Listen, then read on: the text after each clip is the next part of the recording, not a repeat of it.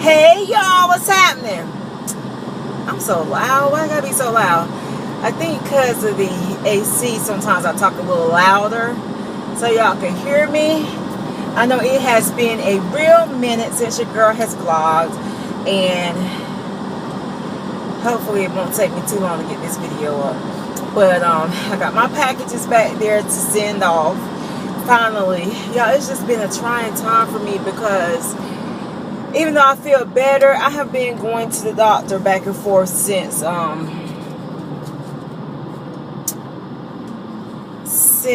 May, and today is July 26th, I think. So, and it's just a little bit of everything. I can't begin to tell you what it is, because honestly, it's a little bit of everything. But yeah, I'm on my way to work today. I have been, y'all, my hair has grown like a weed. I went and got it cut to go get it cut again because I realized that, you know, like, I keep saying I'm going to let my hair grow out, I'm going to let it grow out. And I have, you know, big time considering to what I usually do with my hair. But I found myself like bored with my hair, you know what I'm saying? And like when you get bored with your hair, you just basically, you know, even though I keep it up, I keep it, you know, maintenance and stuff like that. I just, it's just, I mean, it's okay, but I'm just like, yo, I'm just bored with my hair. So a part of me wants to get a tapered cut, which I don't think I'm gonna do. I've been thinking about it because I wear twists, y'all know I don't wear wash and goes. I always want to try a wash and go, but I just don't be having time. And on my days off, child, I be trying to wash that hair and just get it together.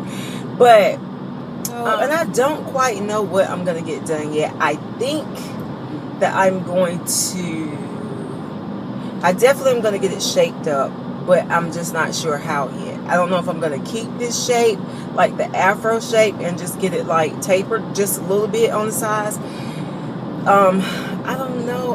A part of me wants a tapered cut so bad, y'all, but I know it's gonna just, I don't know. Enough about the haircut, but anyway, I don't know what I'm gonna do yet. Well, child, I was sitting, y'all, and I was thinking because, you know, like sometimes, and I do know somebody else that, you know, is sick or whatever. Sometimes people, and I try to take from my grandmother. Let me tell you something. And I know I always talk about my grandma, y'all, but my grandma was just, y'all know how I feel about her.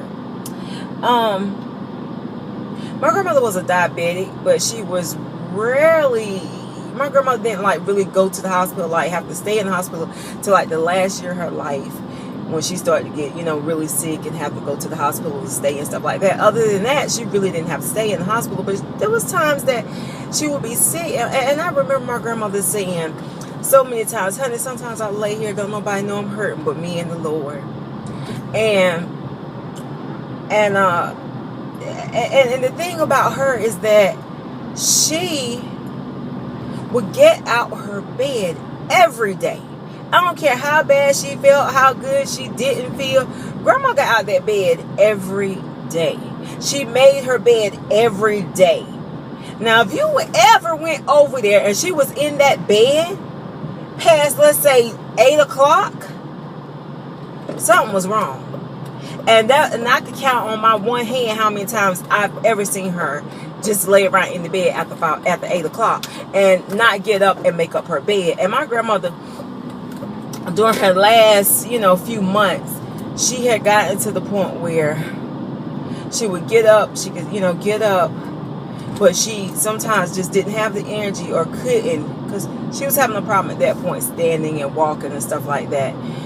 But I would come over there and she'd be like, honey, can you go make my bed? It might be 4 o'clock, y'all, when I get off work, I would go by there. But she'd be like, honey, can you go make my bed? My bed ain't being made all day.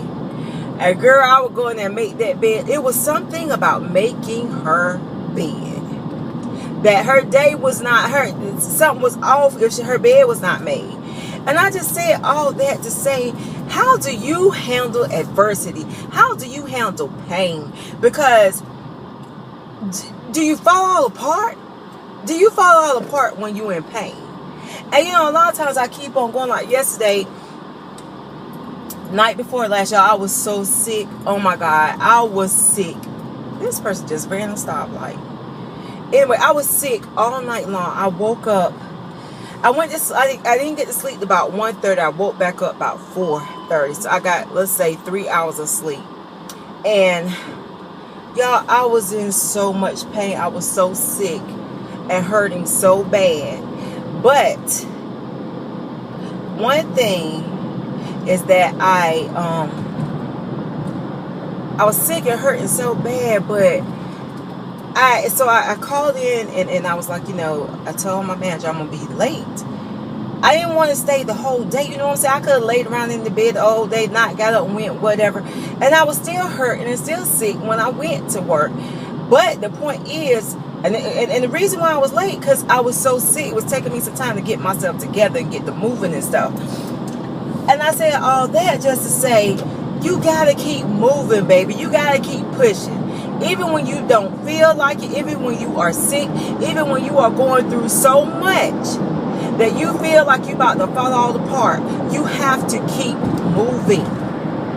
You gotta keep moving, because the enemy, a lot of these illnesses, and I've told y'all this before, a lot of these illnesses and sicknesses are of the enemy. They're not always, you know, just come to teach you. A lot of stuff, the enemy can attack you.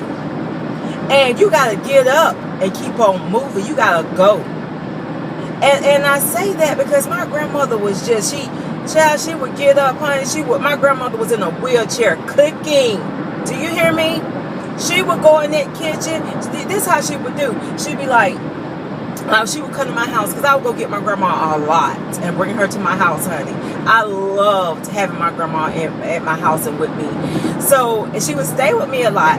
And she would tell me, honey, if you take out something, I'll cook it. So, you know, like take out some meat, the deep freeze or whatever. You lay out something, I'll cook it. And I'd be like, Grandma, honey, I don't want. She'd be like, honey, I don't mind cooking. You know, that ain't no thing for me. Girl, I would lay that food out. And when I come home, girl, what you talking about? And I'm talking about good old Southern cooking too. Grandma might be there cook. Grandma would cook, honey. She cooked in her wheelchair. She read her Bible. She did everything. I mean, she never stopped. And she was only in a wheelchair maybe the last 2 or 3 years of her life. But she was in the wheelchair, but she could stand up and walk short distances and stuff like that until the last year. She could still stand. Probably about the last few months, she got to the point where she was very limited as far as how far she could go. But she never stopped. She never quit. She never complained. Grandma never complained. And by the time my grandmother, at the end, towards the end, with her being a diabetic, I went over to see her one day. And sometimes she lived with my mom and my stepdad at the time. But my stepdad had died, so she lived with my mom. Sometimes people could be in the house with you, and there's no shade to my mom, but they don't really pay that much attention to know what's going on. So I went over there one day, and because I would always do little stuff with my grandma, you know, like I'd wash her feet, I'd just do different odd little stuff for her. Scratch her back, scratch her scalp, braid her hair, you know, just whatever. And so I was washing her feet, and I noticed that her toes were leaking like fluid, and it startled me. And I said, Grandma, how long your feet been like this? And she was like, well, honey, it's been like that for about a week or two now. And, you know, just some other stuff. Like I said, sometimes with people, and my mom, she took care of my grandmother. She did. I'm not shading her, but sometimes, and she was working full time at the time, sometimes you just don't pay as close of attention. And that happens when people are in the house with you, opposed to somebody that comes, you know, by or whatever.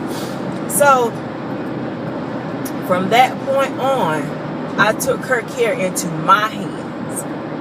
Because I took my care into my hand, her care into my hands. And So I saw her though. We would go places and stuff, and y'all, and I don't know if I told y'all, that last year she was in that wheelchair was a struggle for me and my mom. We were two women, and my grandmother was a big woman. She was a big woman, and and my mother, but by myself, I struggled with her. But do you know, I told y'all before, God gave me the strength to be able to move that wheelchair around with her in it and take it up. And we didn't have like a ramp built to the house. We had like, we had went and got some plywood or something like that. It was just a struggle. Let me get that straight. My mom had stairs, like steps go up to her house at the front and the back and stuff. And grandma had got to the point where she could hardly lift her legs. She couldn't do a lot of moving. Like she couldn't walk long distance. She couldn't walk short distances at the end. But, she never stopped. She always tried. She always tried. She always did. Like I said, she made her bed like to the very end. And I just see some people when they get sick, they fall out of the pieces. They can't do nothing. They can't go to work. They just can't do nothing. And my thing is like for me, I saw my grandmother, like I said, she was a woman that, yes, she was in pain. Yes, she hurt. But most of the time, you didn't even know it, because she kept going. And that's what I try to do. You know what I'm saying? I try to keep going in spite of. Now, there are some days that I'm just, but I rarely stay in the bed. And that's, you know, a part of, I guess I took from her, because I don't stop going. You know, like people, my husband will be like, why don't you just go to sleep? I can't go to sleep. I mean, I gotta keep going. You know, so I guess the whole moral to this vlog is just keep going. Don't stop. And you know what my grandmother told me, and this is very important. She said, honey, if I stop, I'll never go again. And I understand that. I feel that. I get that. Because there's so many times that when your body is in pain, that you want to stop. There's so many times that when you are hurting, somebody is hurting you physically, you know, like mentally or whatever, you want to stop and just give up and say, forget it, but you can't. You have to keep going. Keep going. Find something that keeps you going, because if you stop, you just may never get back up. So, I want to encourage you, if it's pain, you know, whatever, because a lot of times people think that people are hurting in the body. It don't always have to be in the body. Sometimes people are hurting mentally. Sometimes people are hurting psychologically. Somebody has hurt them and they can't get over the hurt and the pain, but you have to keep going. Sometimes people have beat people down. Somebody has beat you down so bad that you just don't even know if you could move another step, but you have to keep going. Keep going. Do not stop. Don't stop. Don't give up. Don't give in. Keep going. I don't care how much pain you're in. Always keep going. Pain of the body, pain of the mind, pain in the spirit. Keep going. Do not stop. Alright? And I will holler back at y'all in the next video. Bye.